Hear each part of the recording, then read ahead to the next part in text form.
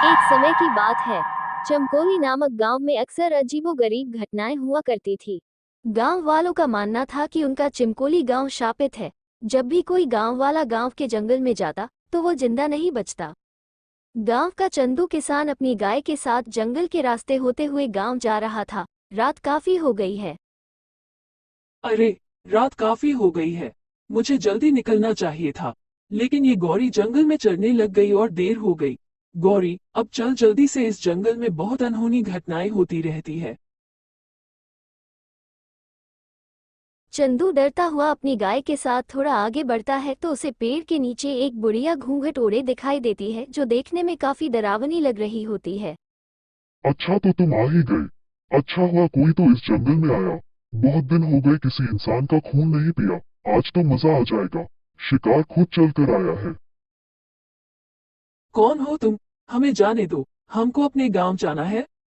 चंदू बहुत डर जाता है और वहां से अपनी गाय के साथ भागने लगता है। भाग! अरे, तेज भाग मेरी गौरी, नहीं तो आज हम दोनों नहीं बच पाएंगे। तभी वो घूंघट वाली बुढ़िया उसके सामने आ जाती है और अपने लंबे लंबे नाखूनों से चंदू को मार डालती है। उसके बाद उसकी गाय को भी। अगली सुबह ये खबर गांव वालों को पता चलती है। गांव के लोग ये जानकर बहुत हैरान हो जाते हैं। अरे भैया, सुना है उस घूंघट वाली बुढ़िया ने कल रात चंदू किसान और उसकी गाय को मार डाला। भैया, ये तो अच्छा नहीं हुआ।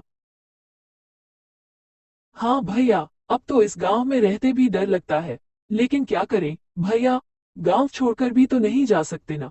वो ये जंगल है, वो गांव के बीचों बीच ही पड़ता है। आखिर जाए तो कहाँ जाए?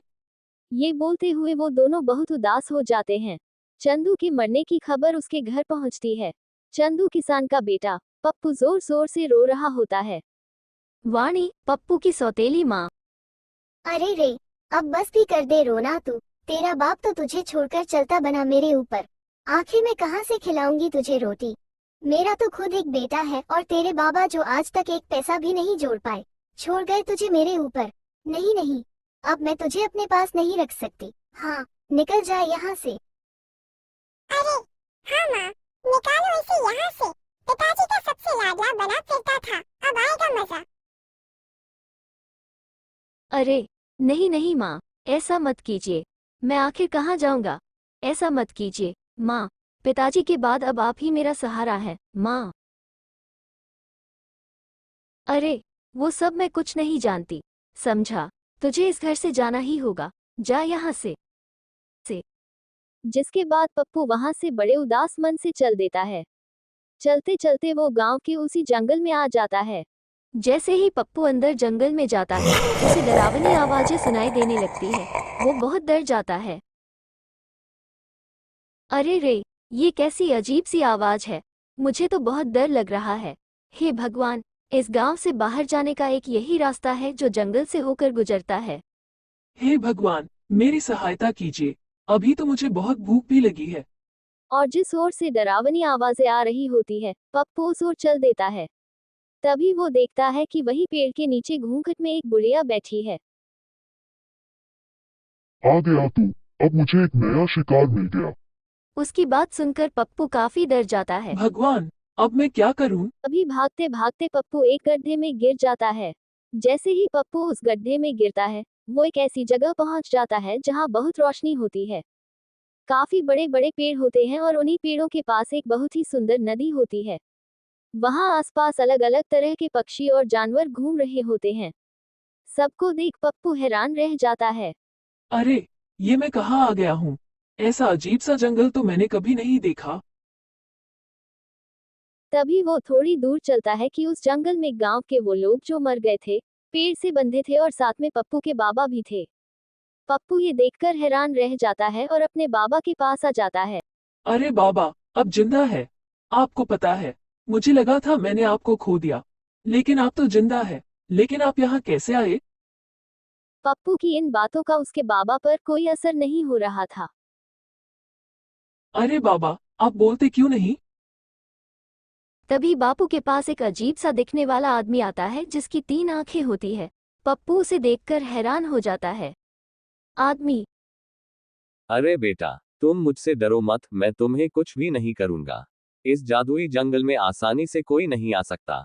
अगर तुम यहाँ आए हो तो जरूर तुम में कोई खास बात अवश्य है।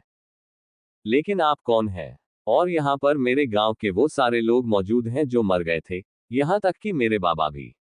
मेरी तो कुछ समझ नहीं आ रहा है। बेटा, मैं इस जंगल में कई वर्षों से तपस्या कर रहा था कि अचानक एक दिन यहाँ पर एक औरत जो पिशाचिनी थी, वो आ गई।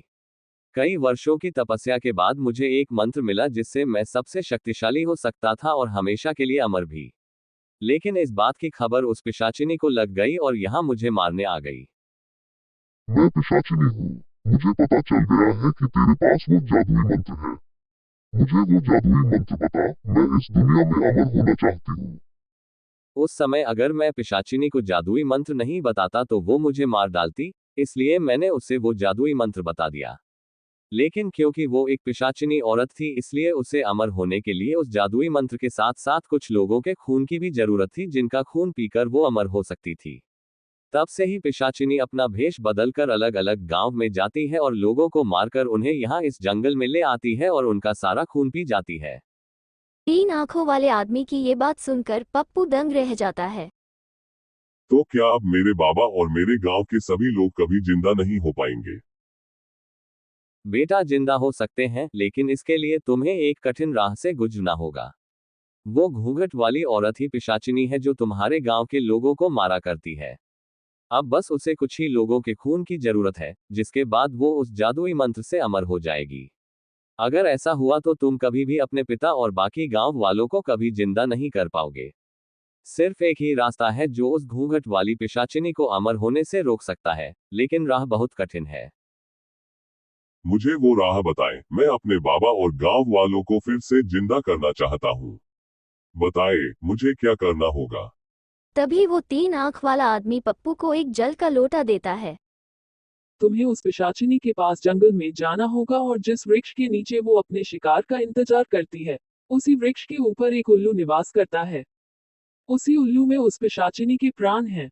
अगर उस उल्लू के ऊपर तुम इस सिद्ध जल को छिड़क दो तो उसका अंत निश्चित है। आप मुझ पर भरोसा करें। मैं अपने बाबा और गांव वालों के लिए अपने प्राणों से खेल जाऊंगा। कलश लेकर तो तुम जाओगे, लेकिन ध्यान रहे ये कलश अगर गलती से पिशाचिनी ने छू लिया तो इसकी सारी शक्ति खत्म हो जाएगी। एक बात और, ये काम तुम्हें सूर्यास्त के वक्त ही करना होगा। अगर उस पहर से पहले तुम काम ना कर पाए तो रात होते ही उल्लू वहां से उड़ जाएगा। उसके बाद उसका पता लगा पाना बहुत मुश्किल होगा।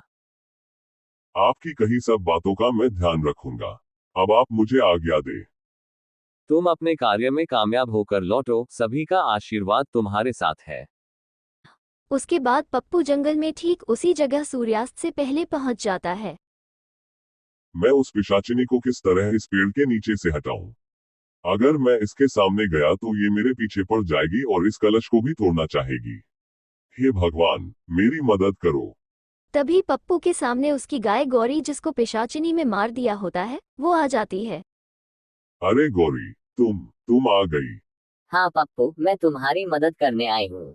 अब मैं तुम्हारा रूप लेकर पिशाचिनी के सामने जाऊंगी जिससे वो मेरे पीछे भागेगी। तब तुम पीछे से जाकर उस पेड़ पर बैठे उल्लू पर इस सिद्ध जल को छिड़क देना जिससे इस पिशाचिनी का अंत हो जाएगा। ठीक है, मैं बिल्कुल वैसा ही करूंगा। उसके बाद गौरी पप्पू का रूप ले लेती है। पिशाचिनी के सामने जाकर, इधर देखो बूढ़ी पिशाचिनी, आओ मेरे पास। अरे, ये क्या देख रही हूँ? आज मेरा शिकार मुझे खुद बुला रहा है। आज तो आनंद आ जाएगा। उस दिन तुम कहीं भाग निकले थे।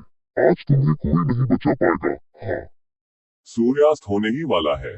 यही वक्त है जब मुझे उस उल्लू पर जल छिड़कर इस पिशाचिनी का अंत करना होगा। पप्पू झट से उस पेड़ पर चढ़ जाता है और देखता है कि एक बहुत भयानक सा उल्लू पेड़ की डाल पर बैठा हुआ है। पप्पू कलश से जल उस पर छिड़क देता है जिससे उल्लू जलकर खाक हो जाता है और वहीं दूसरी ओर पिशाचिनी गौरी के पीछे भागते हुए जलने लगती है।